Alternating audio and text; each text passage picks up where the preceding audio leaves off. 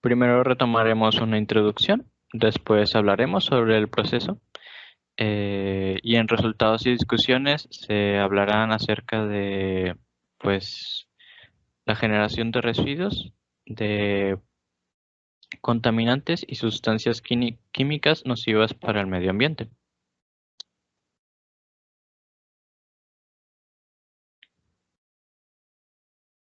Introducción. Primero que nada, la industria vitícola y todo lo que vendría siendo la producción del vino es en su mayoría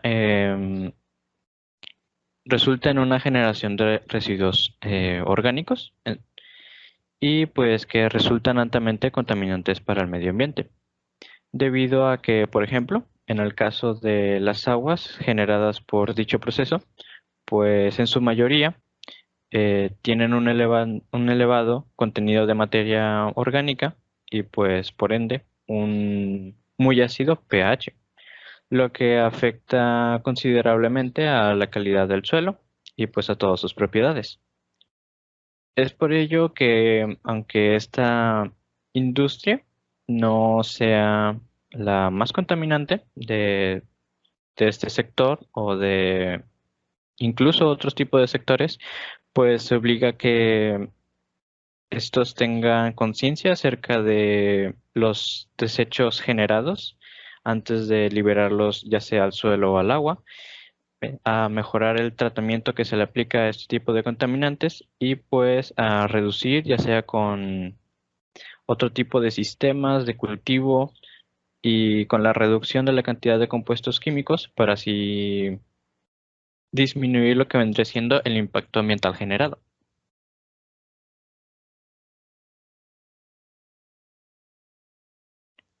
Ahora hablaremos sobre los procesos de producción del vino.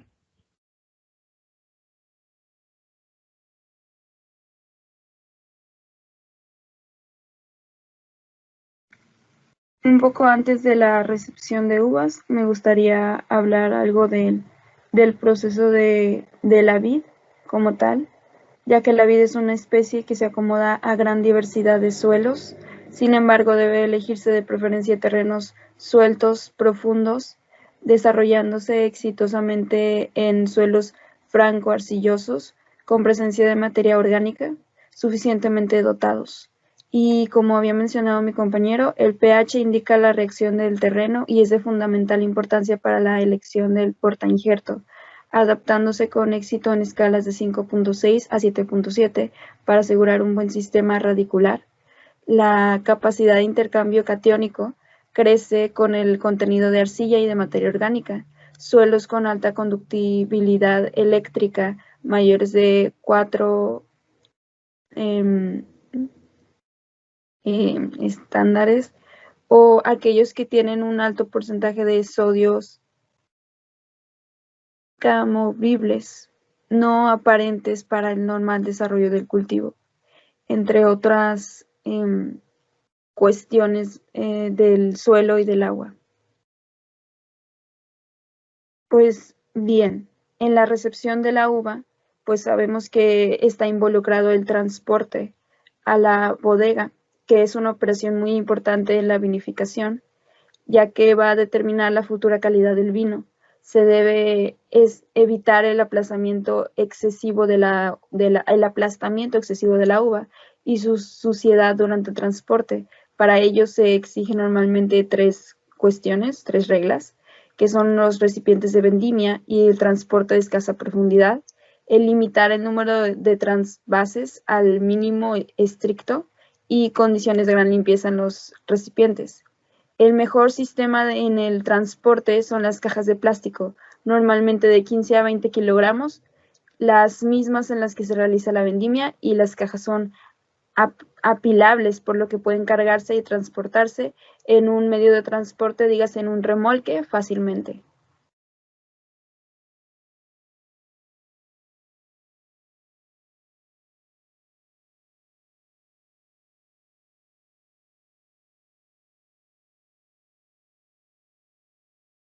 Ahora el prensado, que consiste en introducir la uva en la prensa para extraer todo el mosto de esta y el desfangado, para separar la parte más clara y el mosto de las partes sólidas. Aquí en este proceso como tal, pues no hay contaminación, te explicaré más adelante.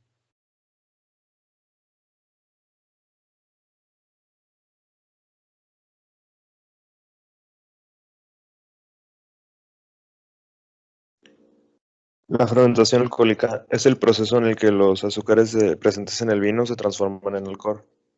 La clarificación consiste en agregar al vino sustancias que arrastran al fondo todos aquellos elementos que se han quedado en suspensión durante el proceso de elaboración y puede ocasionar alteraciones de difícil reparación, como la acidez. En este proceso enológico se evita que el vino se enturbie y pierda transparencia.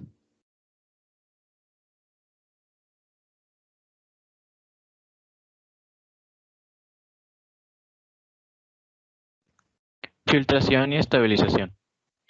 Después de haber clarificado ya el vino, se procede al proceso de filtración, el cual pues pasa todo lo que vendría siendo el vino por una capa o superficie filtrante de poros muy finos, en donde se busca la eliminación completa de cualquier resto o materia orgánica en suspensión, para después ser llevado a estabilización, para que el vino no se encuentre muy turbio y posteriormente es pasado a rigurosos controles de calidad.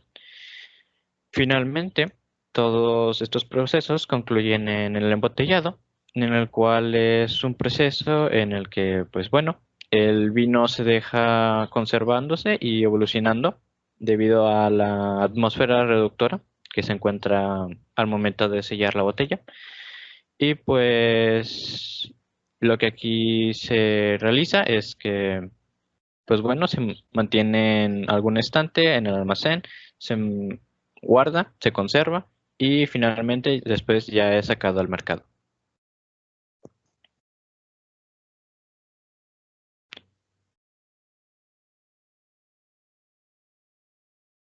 Resultados y discusiones.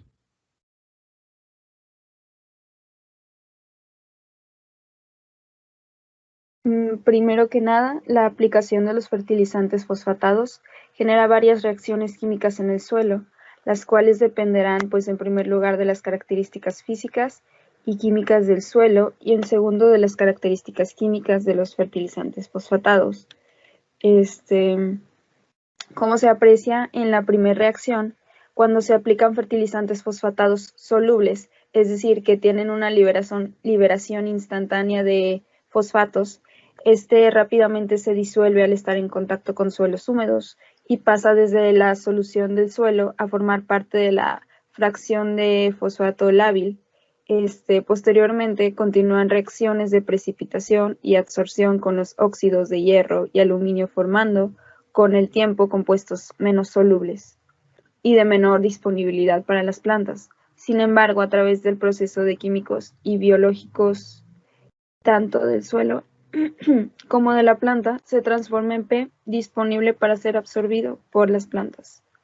En cambio, cuando se generan fertilizantes fosfatados insolubles que tienen una liberación prolongada de fosfato, primero deben ser disueltos por el ácido generado en los suelos, como se aprecia en la ecuación de abajo, en la ecuación 2, razón por la cual estos fertilizantes son recomendables para suelos un poco más ácidos, con un pH menor a 5.8.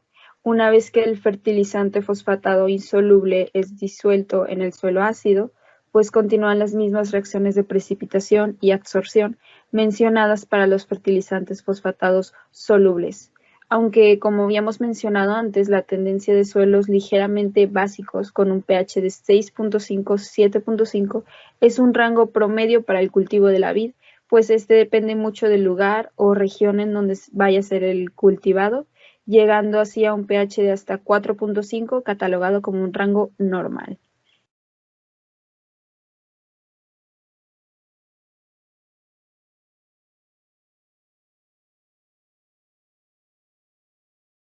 Pesticidas. Los microorganismos son altamente sensibles a las condiciones de estrés ambiental. Los pesticidas son aplicados ya sea en el suelo o en el follaje de las plantas, constituyen estresores ambientales potenciales para los microorganismos. La aplicación de pesticidas conduce a la acumulación de residuos de estos en el suelo cuando la capacidad de los microorganismos es limitada.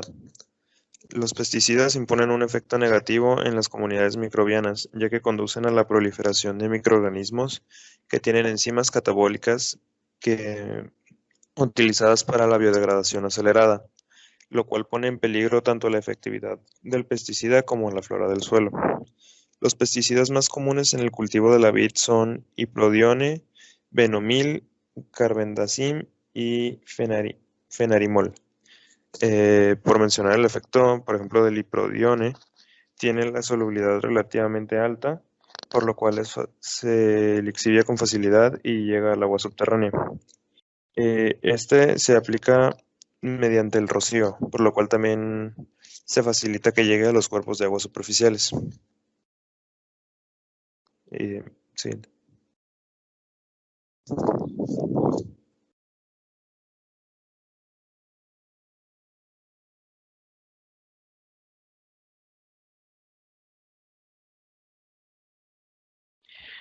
Residuos sólidos, orgánicos e inorgánicos.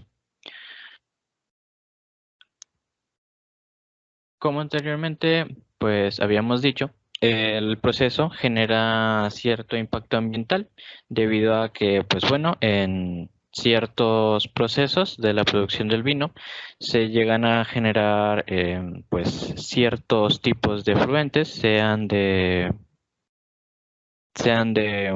tipo orgánico o inorgánico. Dentro de los primeros hablará mi compañero Isaac.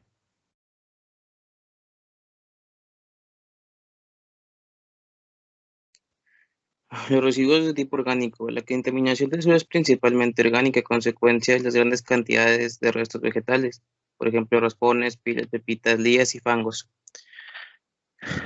y de la materia seca del mosto del vino, así como de residuos minerales, restos de tierra, polvo o barro procedentes de la vendimia, detergentes o agentes de limpieza como ácidos fosfóricos, clorhídricos y carbonatos sódicos, utilizados en la limpieza de los contenedores de los procesos del despalillado y la fermentación.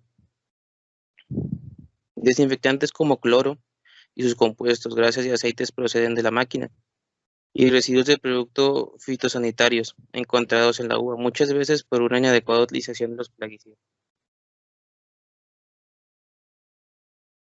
Y también de tipo inorgánico, los cuales son generados dentro del proceso y en las bodegas, debido a los materiales de embalaje, de envases de productos químicos, como se mencionó anteriormente, también pues la utilización de fitosanitarios y de productos y agentes de limpieza como ácido clorhídrico, ácidos fosfatados, carbonato sódico, los cuales, bueno, se deben de tener en consideración debido a que, pues bueno, son residuos inorgánicos que al entrar en contacto con el agua y por consiguiente en el suelo generan un grave impacto ambiental.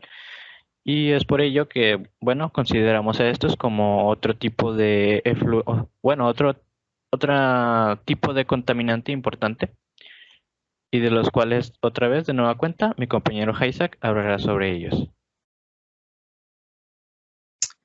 Los detergentes en el suelo como contaminantes son arrastrados por las aguas y ejercen sus efectos en el medio ambiente de forma que alteran las características de la microflora y la microfauna.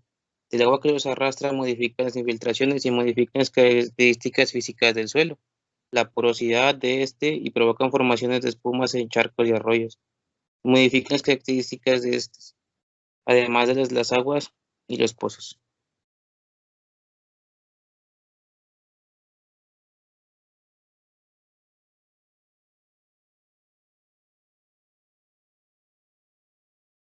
Conclusión.